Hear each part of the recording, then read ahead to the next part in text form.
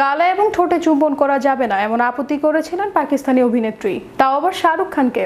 বাধ্য হয়ে কি উপায় বের করলেন শাহরুখ, বিস্তারিত থাকছে ডেস্ক রিপোর্টে। রঙিন পর্দায় অভিনয়ের ক্ষেত্রে চুম্বনের দৃশ্য খুবই মামুলি বিষয় হলেও কখনো কখনো তা আপত্তি করে বসেন অনেক অভিনেত্রী। তেমনই এক ঘটনা ঘটেছিল শাহরুখ খানের সাথে। নায়িকা সাফ জানিয়ে দিলেন গালে এবং ঠোঁটে চুমু দেওয়া যাবে না।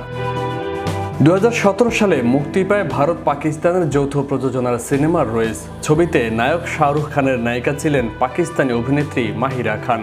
নিজেকে বরাবরই শাহরুখের অনুরাগী বলে দাবি করেছেন এই অভিনেত্রী। ভারত পাকিস্তান মিলিত হয়ে ওই একটি ছবিতেই কাজ করেন দুজনে। তারপর ভারত পাকিস্তান দুই দেশের কূটনৈতিক সম্পর্কের আঁচ এসে পড়ে বিনোদন জগতে।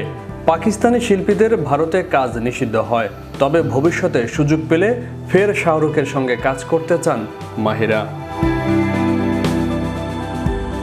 অতীতে বিভিন্ন সাক্ষাৎকারে অভিনেত্রী নিজেই স্বীকার করেছিলেন শাহরুখ তার স্বপ্নের পুরুষ। তবু রোহিত ছবির জালিমা গানের বাদশার চুম্বনে ঘোরতর আপত্তি জানান এই পাকিস্তানি অভিনেত্রী। মরুভূমির ওপর কালো আফগানি পোশাকে শাহরুখ, রং মিলান্তি করে মাহিরার পরনেও কালো সারারা। এটা যদি গানের শুরুর দৃশ্য হয় তাহলে শেষ দৃশ্য মাহিরাকে কোলে তুলে নেন বাদশা। খানিকটা এমনই ছিল জালিমা গানের দৃশ্যায়ন। ছবি মুক্তির পর প্রায় 6 বছরে পেরিয়ে গিয়েছে, কিন্তু এখনও গানটি জনপ্রিয়। তবে এই গানের শুটিং চলাকালীন শাহরুখের চুম্বনে বেজায় আপত্তি ছিল মাহিরার। শেষে বাধ্য হয়ে নায়িকার নাকে চুম্বন আঁকেন বাদশা, কিন্তু অভিনেত্রী তার আপত্তির কারণও খোলাসা করেছেন। মাহিরা নাকি শুটিংয়ের সময় ভয়ে ভয়ে থাকতেন, যাতে পর্দায় এমন কিছু না করে বসেন যা অতিরিক্ত মনে হয়।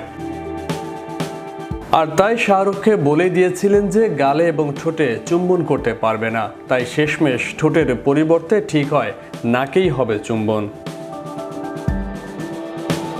বলিউড অভিনেতা শাহরুখ খানের প্রশংসা এবং তার সঙ্গে আবারও কাজ করতে চাওয়ায় পাকিস্তানি অভিনেত্রীর ওপর চটেছেন পাকিস্তানের সিনেটর আফনান উল্লাহ খান।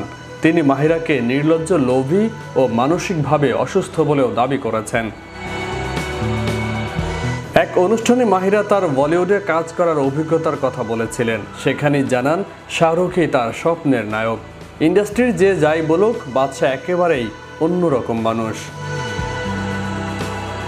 মাহিরা আরও বলেন, আমি যখন ইন্ডাস্ট্রিতে যোগ দিই তখন অনেকেই আমাকে অস্ত্রোপচার করে নাক ঠিক করার পরামর্শ দিয়েছিল, কিন্তু একবার শাহরুখ খানের সঙ্গে আমি একটি দৃশ্য করেছিলাম। তিনি বললেন, দেখো এটা নাকের লড়াই। সেই কথায় অনুপ্রাণিত হয়ে সামনে এগিয়ে যান মাহিরা। ফয়সাল মাহমুদ, বিশ্ব বাংলা 24, বিনোদন ডেস্ক।